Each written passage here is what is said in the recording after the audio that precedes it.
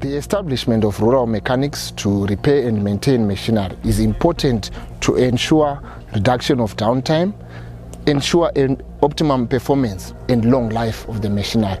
Under the Mechanization and Extension Activity funded by USAID and implemented by CIMMYT, we aim to make more mechanized services available to the local community and to establish service providers. One of our key aims is to train rural mechanics to help service providers and machinery owners in maintenance, repair and troubleshooting of the machinery. Such trainings are creating employment, particularly for the rural youths. From May 15 to 19, 10 mechanics were invited from the implementation districts to Masvingo province to participate in the training, which covered several aspects.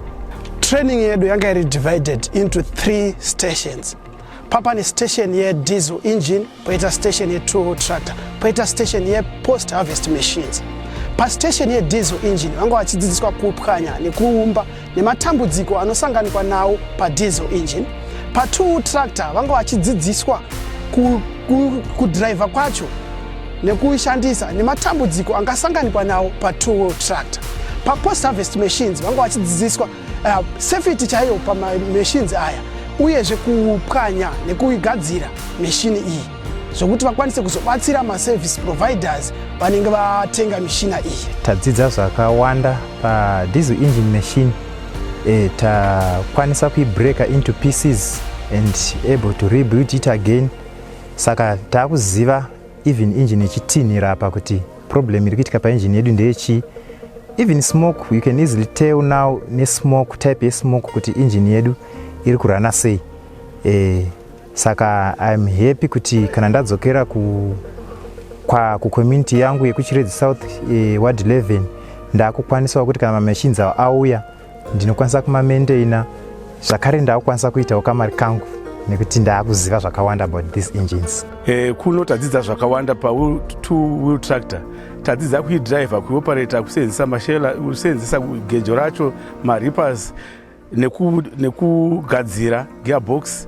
Saka ndo tadzidza zvakawanda zvokuti kana pachatengwa mushini kwedu kubhoera west uku ndinoimba ndichagadzira vachatenga mushini iyoyo neniwo pamwe chete ndichiwana mari yokuti ndichizviraramisa mhuri yangu.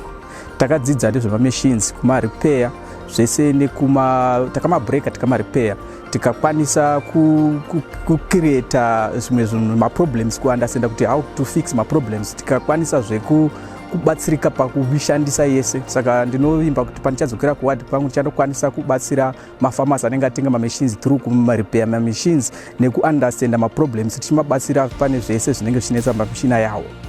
By increasing the knowledge and skill set of rural mechanics, the mechanization activity is able to sustainably support one of its major interventions, the establishment of service providers.